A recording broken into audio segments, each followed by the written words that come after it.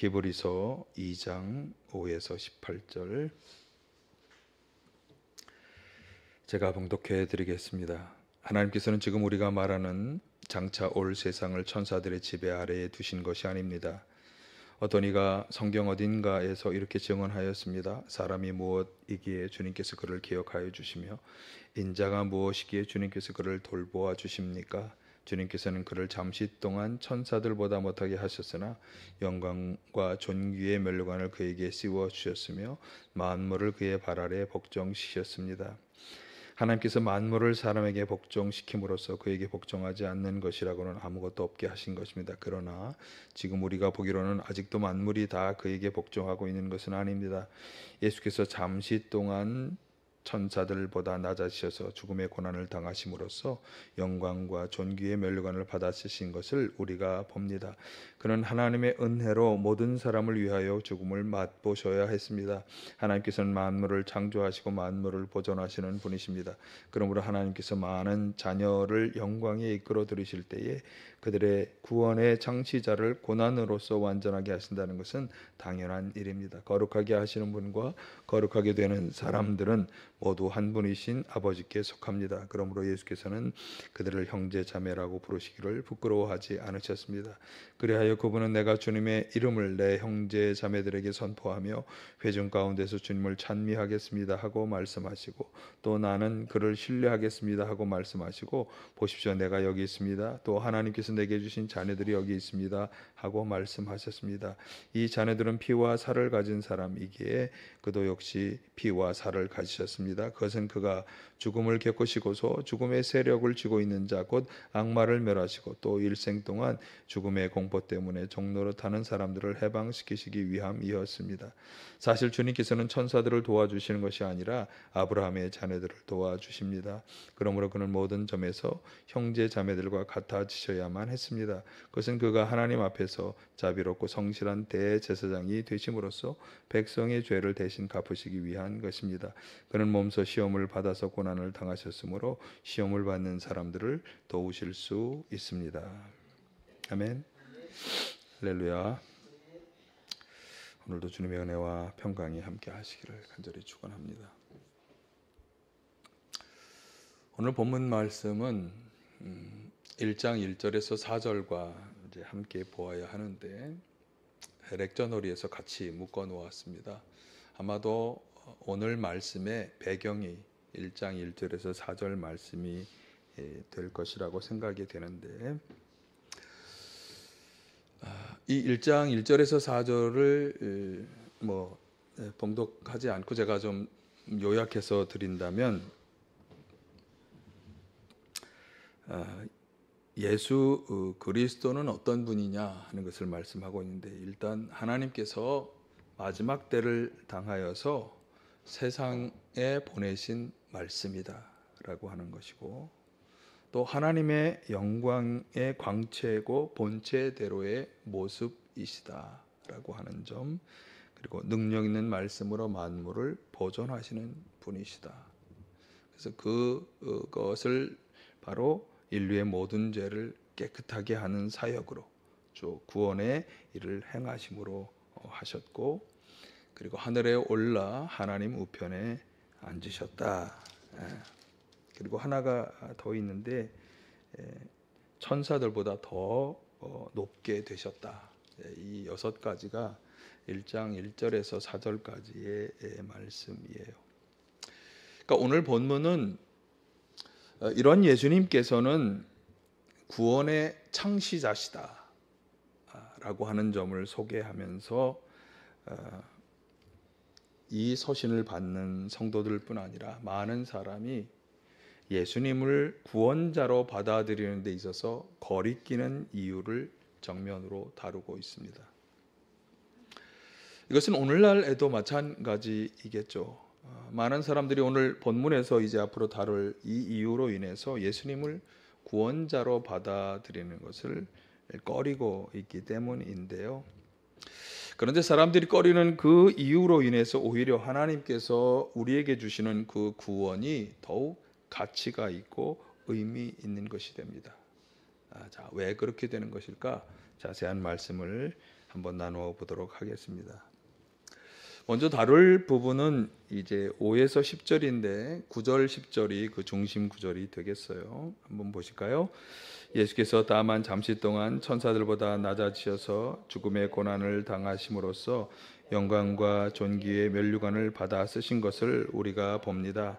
그는 하나님의 은혜로 모든 사람을 위하여 죽음을 맛보셔야 했습니다. 하나님께서는 만물을 창조하시고 만물을 보존하시는 분이십니다. 그러므로 하나님께서 많은 자녀를 영광에 이끌어 들이실 때 그들의 구원의 창시자를 고난으로서 완전하게 하신다는 것은 당연한 일입니다. 자, 이 단락은 구원자 되신 예수님께서 고난받고 죽음 당하신 것을 변론하고 있어요. 왜냐하면 구원자라고 하면서 왜 고난을 당하고 죽음을 당하였느냐, 그것이 이제 사람들에게 문제가 되었기 때문입니다. 그러니까 사람들은 고난과 죽음을 당한 예수가 어떻게 우리를 구원하는 구원자가 될 수 있을까? 이런 거리끼는 마음을 가진 것이죠. 오늘날도 마찬가지 아니겠어요? 십자가에 달려 죽음으로 끝난 예수는 실패한 사람 아니야? 이렇게 생각하는 사람이 많이 있습니다. 더구나 로마의 십자가형을 지고 죽었으니까 그것은 십자가형은 죄수들이나 매달아 죽이는 그런 형틀이었는데, 그런 죄인이 어떻게 구원자가 된다는 것이냐, 이해할 수 없다며 받아들이려 하지 않는 것입니다. 그러나 예수님의 죽음은 오늘 우리가 읽었던 히브리서 본문 9절 마지막 부분에서 말씀하는 것처럼 모든 사람을 위한 죽음이라는 것이 성경이 우리에게 줄기차게 이야기해 주는 것이고, 또 10절 하반절에서 말씀하는 것처럼 많은 사람을 영광으로 이끄시는 고난이요 죽음이었다고 하는 것을 우리가 잘 생각해 보아야 합니다. 자, 모든 사람을 위한 죽음이라는 말씀을 뒷받침하는 대표적인 성경 구절이 베드로전서 2장 22에서 25절인데, 자, 한번 보실까요? 그는 죄를 지으신 일이 없고 그의 입에서는 아무런 거짓도 찾아볼 수 없었습니다. 그는 모욕을 당하셨으나 모욕으로 갚지 않으시고 고난을 당하셨으나 위협하지 않으시고 정의롭게 심판하시는 이에게 다 맡기셨습니다. 그는 우리 죄를 자기 몸에 몸소 지시고서 나무에 달리셨습니다. 그것은 우리가 죄에는 죽고 의에는 살게 하시려는 것이었습니다. 그가 매를 맞아 상함으로 여러분이 나음을 얻었습니다. 전에는 여러분은 길 잃은 양과 같았으나 이제는 여러분의 영혼의 목자이며 감독이신 그에게로 돌아왔습니다. 자, 사실 예수님께서는 죄를 지으신 일도 또 거짓을 행하신 일도 없음에도 불구하고 그 모욕과 고난을 당하셨다는 거예요. 그러니까 십자가를 지신 것이 그분이 무슨 죄를 지었기 때문이나 거짓을 많이 행했기 때문이 아니라는 거죠. 그러면 그것은 무엇 때문이었느냐? 사람들, 우리 인간의 죄를 짊어지기 위한 일이었다. 그러니까 우리의 인간의 죄를 자기 몸에 짊어지시고서 십자가에 달려 죽으셨다라고 말하는 것입니다. 그래서 그 결과로 이제 우리가 어떻게 되었느냐 하면 우리가 더 이상 죄 가운데 사는 사람이 아니라 의 가운데 살아가는 인생이 되게 하시라는 것이었다. 그래서 베드로 사도는 예수님께서 매를 맞아 상함으로 우리는 나음을 얻었고 죄로 인해 길 잃은 양과 같았지만 하나님께로 돌아올 수 있게 되었다. 이사야의 말씀을 인용하면서 지금 이 베드로전서 2장의 말씀을 한 것이에요. 자, 여기서 그러면 아니 왜 죄가 문제가 되는 것이죠? 왜 예수님께서 우리의 죄를 대신 짊어지신 것이죠? 이런 것을 생각해 보게 되는데, 먼저 왜 죄가 문제가 됩니까? 죄를 지은 사람에 대해서 성경이 뭐라고 말씀합니까? 죄의 삭은 사망이며 공의로우신 하나님은 죄를 반드시 벌하시는 분이라고 말씀해주고 있기 때문에 로마서 6장 23절 같이 보실까요?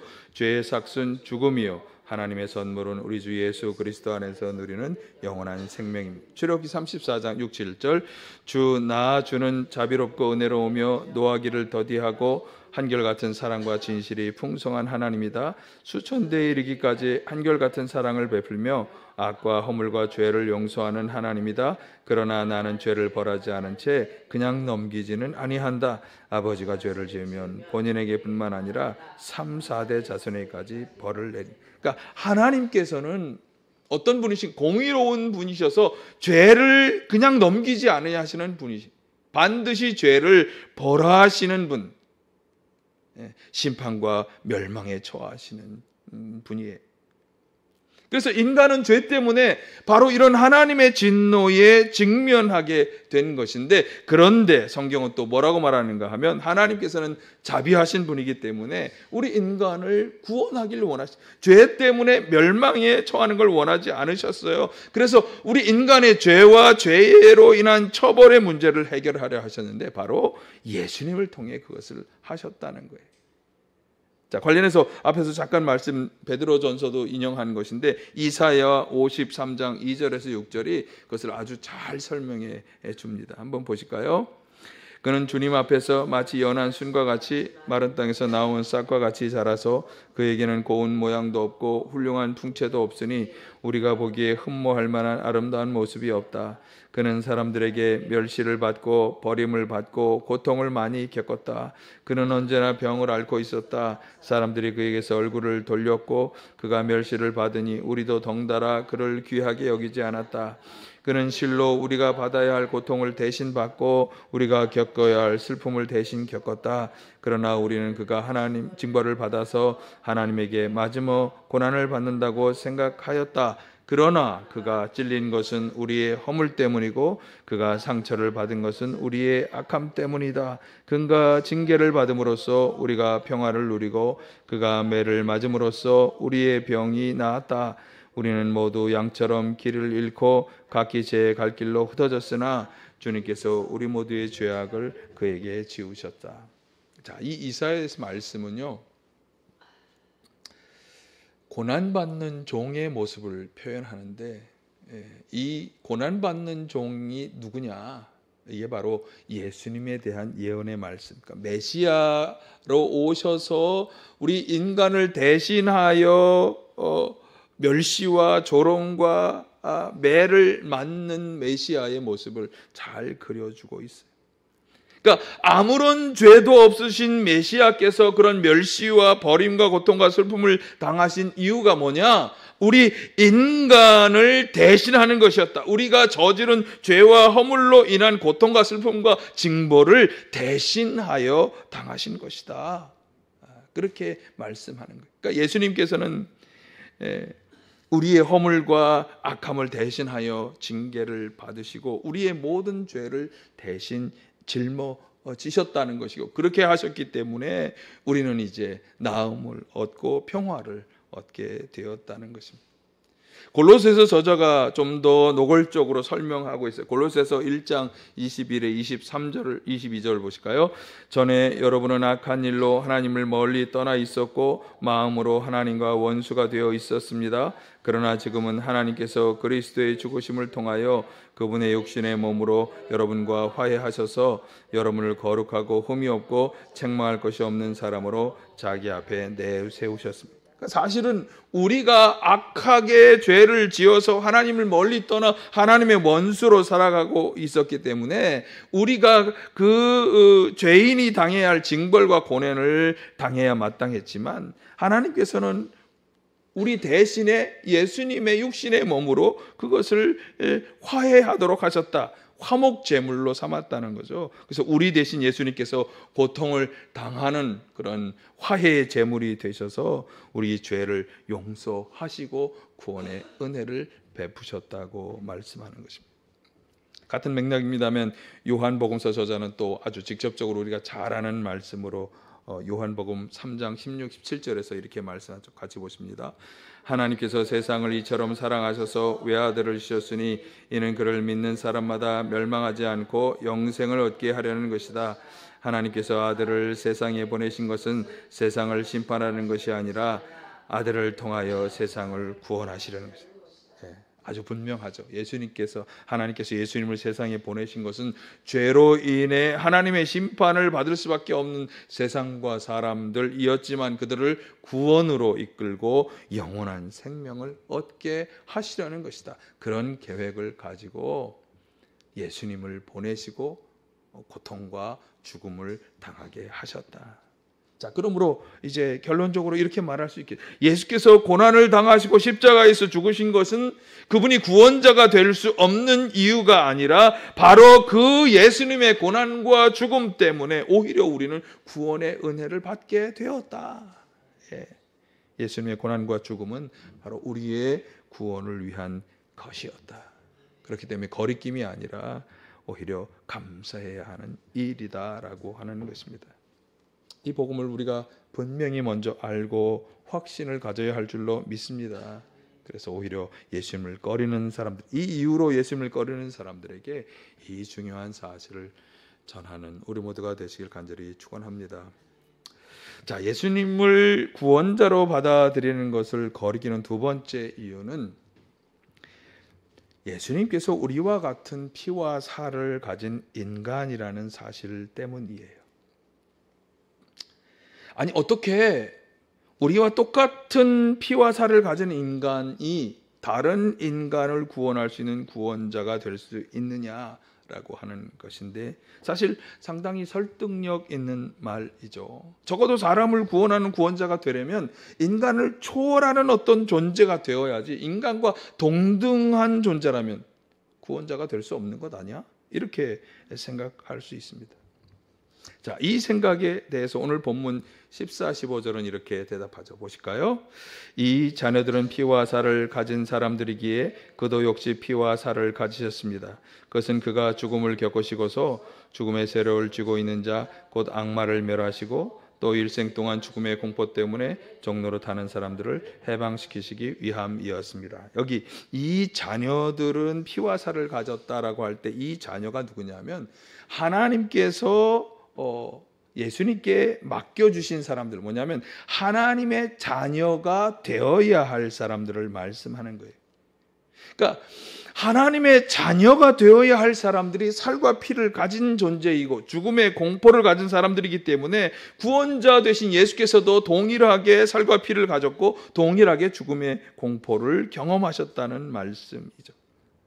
자, 앞에서 말한 것처럼 사실 구원자라고 하면 뭔가 인간을 초월하는 어떤 능력을 발휘하는 분으로, 그래서 그 초월적인 능력을 가지고 사람을 고난과 죽음에서 구원해내야 할 것으로 생각하는 게 일반적인 세상 사람들의 생각입니다만 그렇지 않다라는 것이 오늘 본문에서 말씀하고자 하는 것이에요. 좀 더 보충해서 17, 18절은 이렇게 말씀합니다. 보실까요? 그러므로 그는 모든 점에서 형제 자매들과 같아지셔야만 했습니다. 그것은 그가 하나님 앞에서 자비롭고 성실한 대제사장이 되심으로써 백성의 죄를 대신 갚으시기 위한 것입니다. 그는 몸소 시험을 받아 고난을 당하셨으므로 시험을 받는 사람들을 도우실 수 있습니다. 우리 인간과 같아지시고 인간이 받은 시험과 고난을 그분도 몸소 당하셨기 때문에 능히 인간을 돕고 구원하실 수 있다고 말씀하는 거예요. 자, 주목해야 할 게 뭐냐 하면 같아졌기 때문에 능히 도울 수 있고 구원할 수 있다는 이 말. 자, 이것은 우리가 구원자가 어떤 초월자이고 초월의 능력을 가져야 한다는 생각과는 전혀 다른 이야기예요. 그러니까 우리의 구원자는 인간을 초월하는 능력자로서가 아니라 우리와 함께하며 도우시는 것으로, 우리와 함께 고난과 시험을 당하고 우리로 하여금 그것을 견디고 이기도록 도우시는 것으로 일하신다는 거죠. 제가 신학교에 입학하면서 하나님에 대해서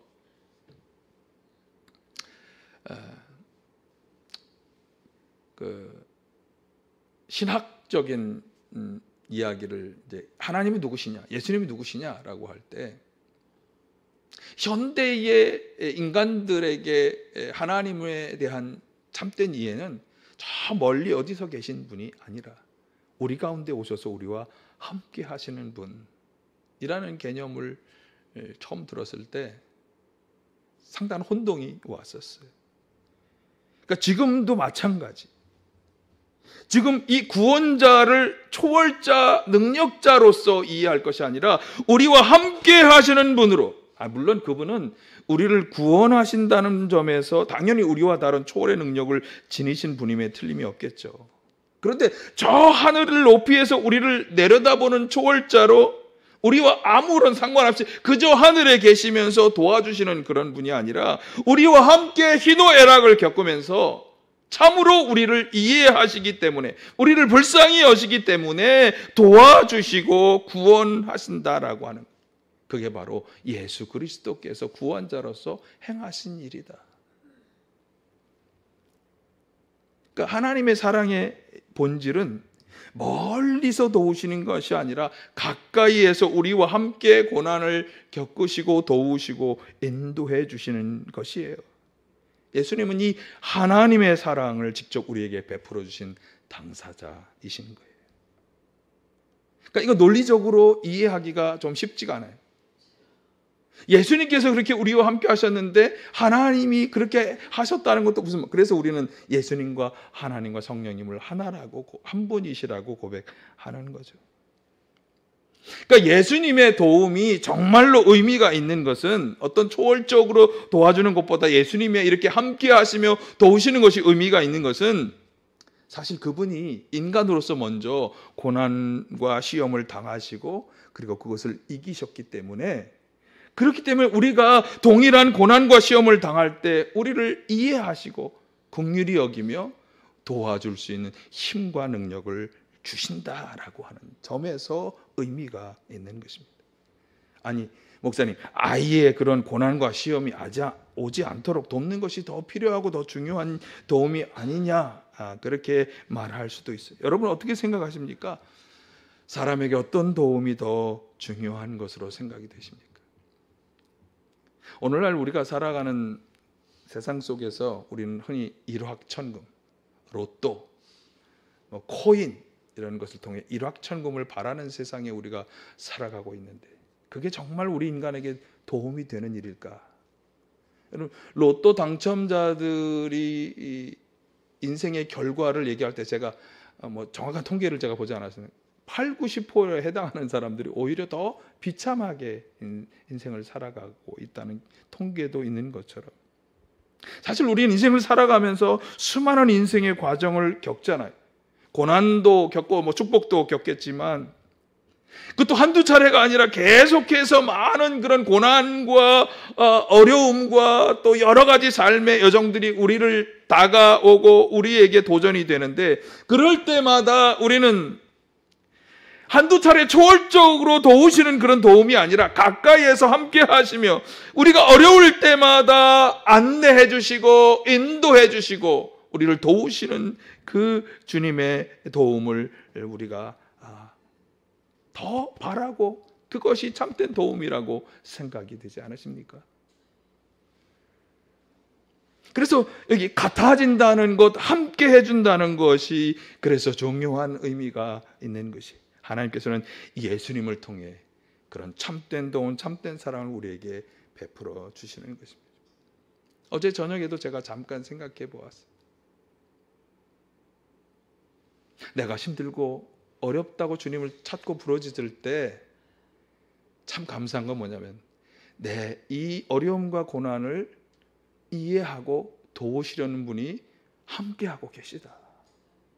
지난주의 설교처럼 반드시 피할 길을 열어주신다. 이게 어떤 큰 장벽처럼 다가오지만, 그러나 우리 배후에 계신 하나님은 우리와 함께 하시며 이것을 피할 길을 열어주신다. 자, 그런데 여기서 한 가지 생각해야 할 것은, 천지만물의 창조주이신 하나님의 아들이시라고 고백하잖아요, 예수님을. 아니, 근데 그런 분이 피조물인 우리 인간과 같아진다고 하는 것은 사실 너무나 어렵고 또 불가능한 일이에요. 그렇잖아요. 창조주의 권능을 가지신 분이 그걸 다 내려놓고 사람의 연약한 사람의 모습을 취한다는 것이 여러분 같으면 그렇게 하실 수 있겠어요? 아니 뭐 여러분이라고 그러면 또 너무 도전적이니까 저 같으면 그렇게 못할 것 같아요. 그런데 그렇게 하셨기 때문에 그것이 참 사랑인 것이. 성경은 그런 예수님의 사랑의 본질을 겸손이라고 설명하고 있어요. 빌립보서 2장 5절 9절은 예수님을 본받자 그러면서 본받아 할 예수님의 모습을 이렇게 설명했어요. 같이 보실까요? 여러분 안에 이 마음을 품으십시오. 그것은 곧 그리스도 예수의 마음이기도 합니다. 그는 하나님의 모습을 지니셨으나 하나님과 동등함을 당연하게 생각하지 않으시고 오히려 자기를 비워서 종의 모습을 취하시고 사람과 같이 되셨습니다. 그는 사람의 모양으로 나타나셔서 자기를 낮추시고 죽기까지 순종하셨으니 그 십자가에 죽기까지 하셨습니다. 그러므로 하나님께서는 그를 지극히 높이시고 모든 이름 위에 뛰어난 이름을 그에게 주셨습니다. 예. 하나님과 동등함을 내려놓고 자기를 비워서 겸손하게 하나님께 순종하여 사람과 같이 되셨다. 이것이 바로 우리가 본받아야 할 예수님 사랑의 본질이에요. 그러니까 우리도 도움을 주려면 도와주는 사람과 같아져야 합니다. 더 높은 위치에서, 더 많은 것을 내가 가지고 있다는 위치에서가 아니라 그 사람과 동등한 처지와 입장에서 함께 고난과 어려움도 겪어야 합니다. 그냥 겉으로만이 아니라 진실로 그렇게 되어야 합니다. 그것이 우리를 위해서 인간의 모습으로 오셔서 도우시다가 십자가를 지신 예수님을 본받는 사랑의 삶이에요. 그러므로 예수님께서 우리와 같은 피를 가지셨다라고 하는 것은 그분이 우리의 구원자가 되실 수 없는 이유가 아니라 오히려 참된 구원자이셨다는 증거가 되는 것이에요. 하나님의 아들 예수님께서 우리를 참으로 사랑하셔서 겸손하게 인간과 같아지셨다라는 것입니다. 그러니까 예수님의 고난과 죽음이 참된 구원을 위해서 꼭 필요한 일인 것처럼 예수님께서 우리와 같은 살과 피를 가지신 인간이셨다는 사실은 구원자로서 참된 사랑을 베푸시기 위해 꼭 필요한 일이었다. 이렇게 결론을 지을 수 있겠습니다. 그러니까 예수님께서 십자가에 달려 고통스럽게 죽었다는 것, 그리고 그분이 우리와 같은 인간의 모습을 지니셨다는 것은 예수님을 구원자로 거리낄 이유가 되지 못한다. 이제는 그렇게 우리가 말할 수 있겠어요. 오히려 그분의 십자가 죽음은 우리의 모든 죄를 짊어지고 사하시기 위한 화목제물로서의 죽음이었다. 그리고 그분이 우리와 같은 모습을 가지셨기 때문에 우리를 이해하고 도우시며 구원의 은혜를 베푸실 수 있었다. 이렇게 우리가 결론을 내릴 수 있겠습니다. 이 추수감사의 절기에 이 구원의 복음의 진리를 분명히 알고 구원의 은혜에 감사하실 수 있기를 바라고요. 구원의 은혜를 베풀기 위해서 십자가에 달려 고난당하신 예수님의 사랑을 삶 가운데 실천하고 행하며 살아갈 수 있는 우리 모두가 되시기를 간절히 축원합니다.